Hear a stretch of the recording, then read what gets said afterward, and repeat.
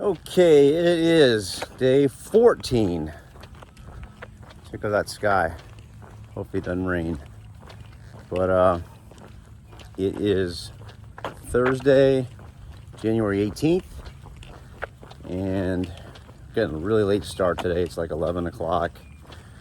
Just checked out of the River Ranch Resort, and there's a sign right here. Well, y'all come back now, or something like that. Y'all come back now. How you doing, sir? So, yeah, we have a little bit of a conundrum going on. So, long shot, Laney, Merlot, and myself had a meeting of the minds this morning, and it seems that just by gathering information from other hikers up and down the trail, that from here on out, the next 100 miles or so is really flooded. And so, getting such a late start, the only campground that we could possibly get to, which is about 20-ish miles up the way, is flooded. So we're not going to make it. Don't want to night hike in the swamp. So we are going to take a road walk, which is the same amount of miles, just about, and it kind of parallels the trail, but we're not going to be trouncing through the water. So maybe cheating a little bit, but we're not going to. There'd be no place to camp. We'd end up hiking all night. You can only move a mile and a half an hour in that water. So that's the plan. And yeah, another great day. All right, come to some stairs. Get over this. All right. Back in the woods. All right. Yeah, according to the map on Far Out, our first 10 miles today were supposed to be basically a road walk, or 11 miles. And then, yeah, it's gonna be flooded out, you know, knee to waist deep for 15 more miles. So we're gonna try to bypass that, really just because we got a late start today. The general store didn't open at River Ranch until 10, and I had to resupply there, and that store was so expensive. Like a Cliff Bar was like $4, and that's what I usually snack on during the day. I usually go through about 6 or 7 per day, and so I was like, oh my gosh. And then what do you know, these two hikers showed up. They kind of quit because the water was too bad for them. So, and I hadn't met them before, and they had a whole hiker box that they had sent there, and they were like, hey, we got plenty of food, come dig through our hiker box. So I scored a few meals from them, and I don't remember their names. I don't think they had trail names yet, but they were very, very nice, and I appreciated it. And so might have a long day on the road, but I don't know what's going to happen up in the future. Apparently the next 110 miles are just really, really flooded out. I'm kind of concerned about that, so we'll cross it when we get there. Head north. All right, so following the Kissimmee River here, and there's a boat ramp here underneath this bridge we have to get water at. And this highway is super busy. And this is actually part of the trail. This isn't road walk we're thinking about taking. So, but we're not walking into that, so I'm happy. So but down here at the boat ramp getting water. Doesn't look that bad. I mean, it's the Kissimmee River, but it tastes a little silty. But there's another lock over here. Unfortunately, we don't get to cross that when we're going over this bridge, and we're going down the highway. We've got about 5 miles on this highway, and then we're going to decide whether or not we're going to go sloshing through the water. We've been hearing from a lot of people that this is like more water than there's been on this trail in years and years, and people are quitting left and right. So I'm gonna try to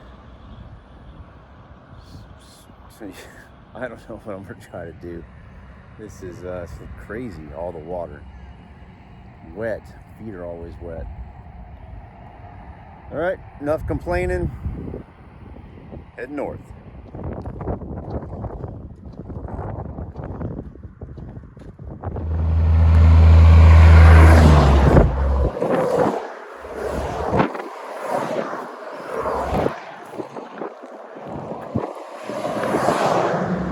On this road walk, we've seen a dead hawk, a dead buzzard, dead alligator, 2 big dead turtles.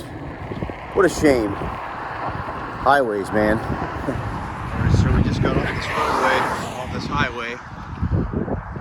There's the trail marker, so we're going this way, down this road for another 2-ish miles, maybe a mile and a half, before it splits off. This road keeps going this way, and then the trail keeps going straight. But I don't know. We'll see how deep it is when we get over there. But is that water, boy? Yeah. Somebody left a water cache here, which is awesome. It's not marked. Oh, because there's no water for like the last 6 miles. But anyway. Get going. It's 2:30. We've only done like 10 miles, so that stinks. Heading north.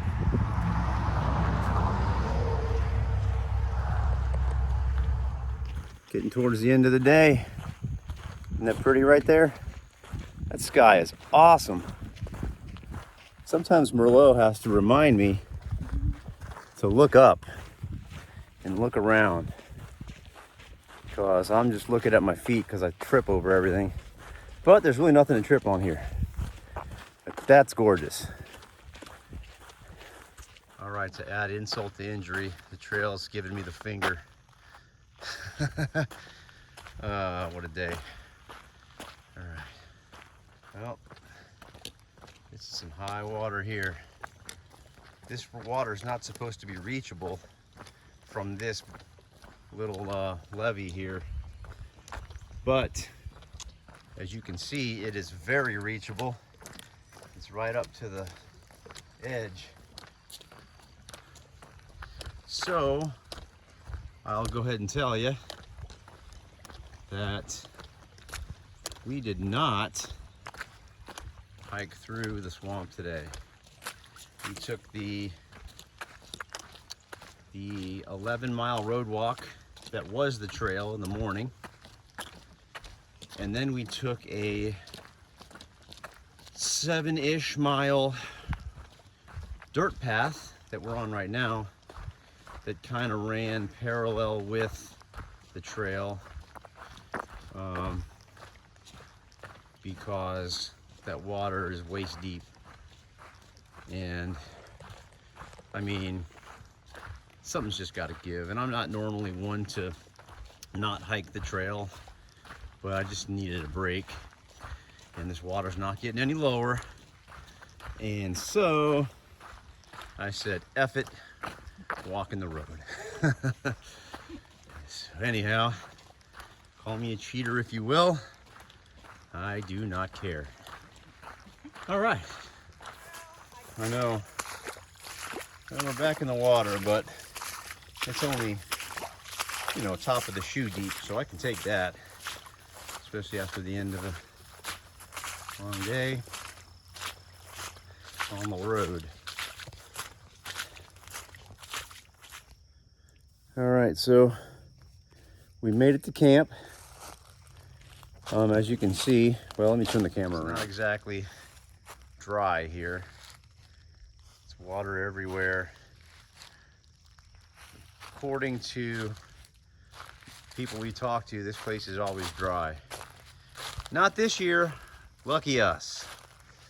So yeah, super wet. There's one little patch right here and right here. And we're gonna try to put our tents up. And hopefully that's gonna work for the night. So yeah, day's over. Okay, it is the end of the day. So we had a change of plans. The campsite where we just were planning on staying, you couldn't tell, but where we thought was dry land, whenever you added a little bit of pressure, water just oozed up out of the ground, and so we couldn't stay there. So we had to backtrack about 1/10 of a mile to a place, mosquito, to a place that we passed that's relatively dry. I mean, as you can see, there's still lots of water everywhere, but got my tent here. Merlot's back there. Long shot and Laney, they're up ahead. I don't know where they went. They're supposed to come here, but obviously they're not here. But it's getting dark. It's 6 o'clock, 5 till, and we ended up doing 18.7, and it was all road walk today, except for a little bit of trail, about a mile of trail coming in out of off the road to this campsite. And so yeah, we couldn't go all day without our feet getting wet. We had to get wet to get here. So, but for the next week at least, it's going to be swamp. So I mean, it's kind of demoralizing. It's not fun to hike through this. You know, you read comments in the Far Out app about these campgrounds, and it's like, oh, it's so nice. You know, nice shady oaks but not this year. This year it is wet. And it's hard to find places to camp, so you just got to keep walking because the campsites that you would normally stay at are all underwater. And this kind of sucks. It's hard to keep morale up. It's hard to just continue to hike through this. Oh, mosquitoes are getting bad. But anyway, I'm getting my tent before mosquitoes kill me. Ah, son of a bitch. All right, I'm gonna head to bed. See you in the morning. Good night.